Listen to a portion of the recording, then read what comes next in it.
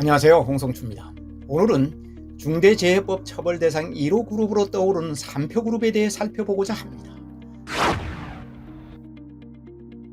삼표그룹은 삼표연탄이라는 브랜드로 1960년대와 70년대 수도권에선 익숙한 기업이었지만 연탄 산업이 사형화되면서 그렇게 주목받지 못한 기업입니다.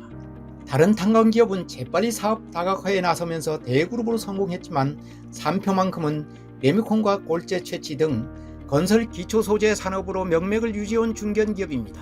탄광재벌에서 에너지그룹으로 명성을 떨치고 있는 대성그룹이나 삼천리그룹에 비해 삼표의 위상은 그리 크지 않은 것은 사실입니다. 최근 경기도 양주시 석재 채취장에서 인부 3명이 참사를 당하는 사태가 터졌을 때 삼표그룹이 어떤 회사냐 할 정도로 일반인들에게도 생소한 기업이었습니다.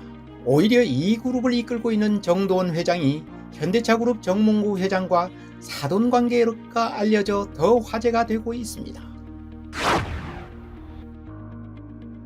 그러나 삼표그룹은 일반 재벌 기업과 비교해도 손색이 없을 정도로 역사가 깊은 회사입니다. 삼표그룹은 1966년 설립된 삼강운수가 모체이지만 실제로는 1952년 설립한 강원탄광에서 비롯됩니다.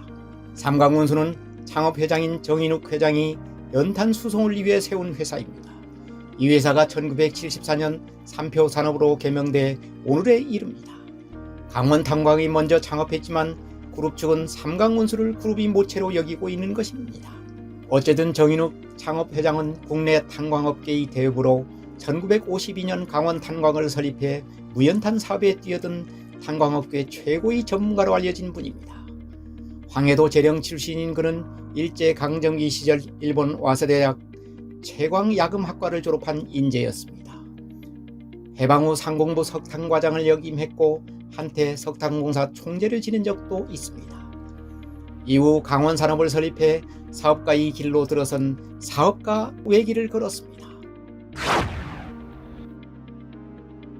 정창업 회장을 재계해선 연료산업이 선구자로 칭송합니다. 당시만 해도 나무를 베어다 땔감으로 연료를 쓰던 시절 무연탄을 가정에 보급해 가정연료의 대전환을 가져왔기 때문입니다. 정창업 회장은 석탄업 외에도 철강, 레미콘, 철도, 골재 채취업 등 사업 다각화로 나서 여느 재벌그룹처럼 문어발식 경영에 나섭니다. 그때 그룹이 강원산업그룹입니다.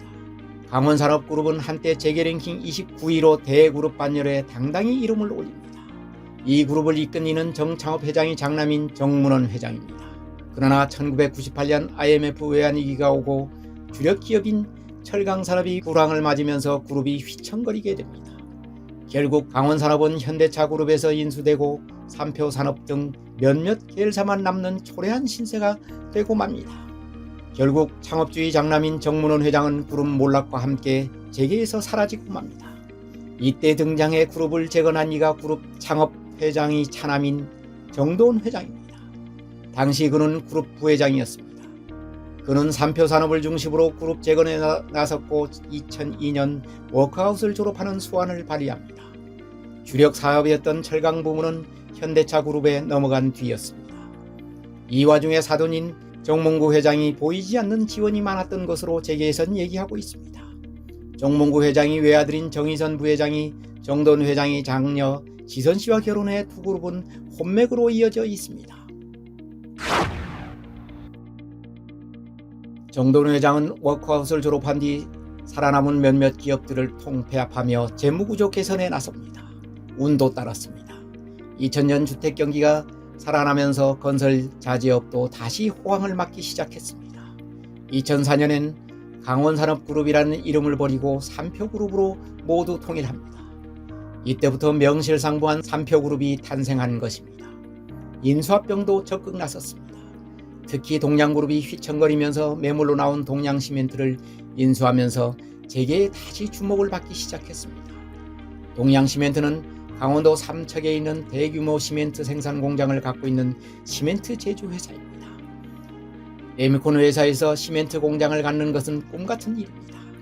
시멘트 회사는 레미콘 회사는 비교가 안 될 정도로 사업 규모도 크고 인수자금도 만만치 않기 때문입니다.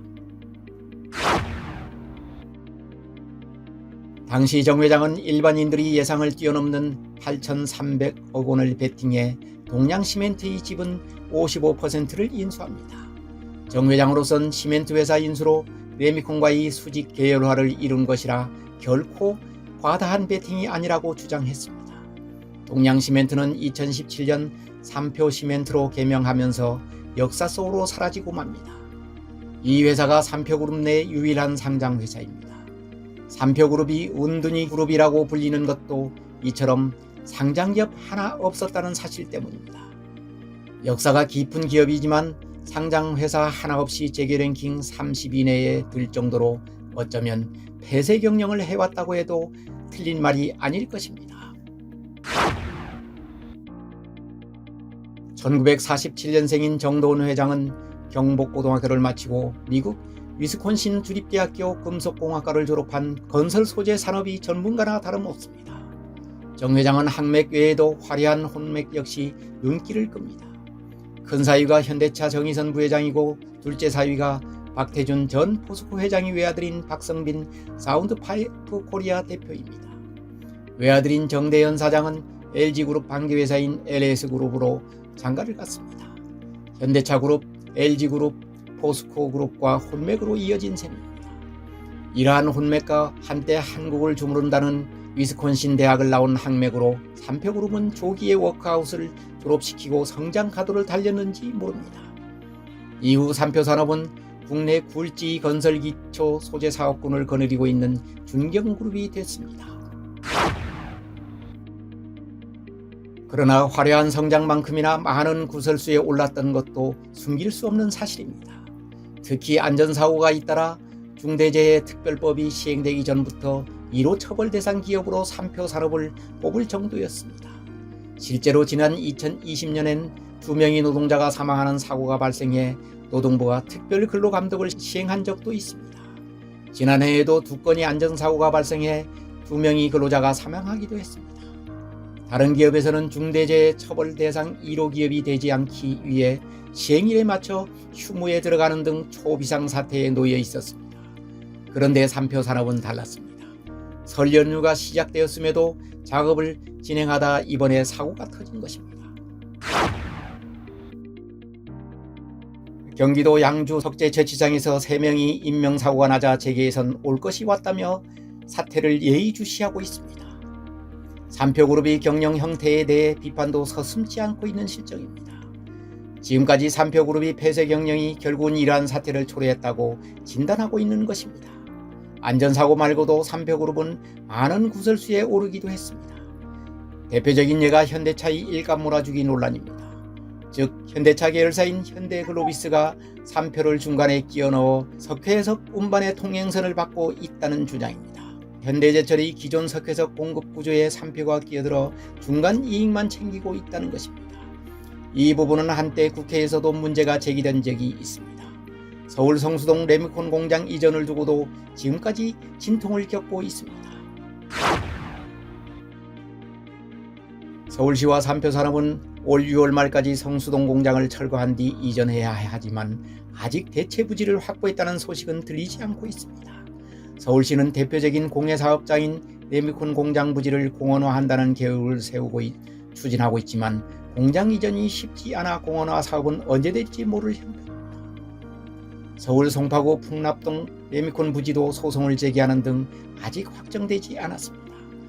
경기도 파주에 있는 국내 유일의 쌍미륵불 인접지역에 대규모 채석단지를 허가받으려다 구설수에 올랐던 적도 있습니다. 파주 시민들과 불교계에서 반발하고 나섰던 것입니다. 오늘은 삼표 연탄으로 1960년대와 70년대에 유명했던 삼표그룹이 설 연휴 기간 근로자 3명이 사망하는 사고를 일으켜 중대재해처벌법 대상 1호가 된 배경에 대해 살펴봤습니다. 창업 2세 회장이 화려한 항맥과 혼맥으로 유명한 삼표그룹이 예전 영화를 재현하려다 발생한 이번 사고는 그룹 측의 최대의 악재임에는 틀림없습니다. 건설 기초소재 산업이 수직 계열화를 이룬 삼표그룹이 어떤 방식으로 이 악재를 털고 일어날지 재계에서도 주목하고 있습니다. IMF 외환위기를 극복하고 중견기업으로 우뚝 설 수 있었던 정도은 회장의 경영 능력이 다시 발휘될지 궁금해집니다. 경청해 주셔서 감사합니다.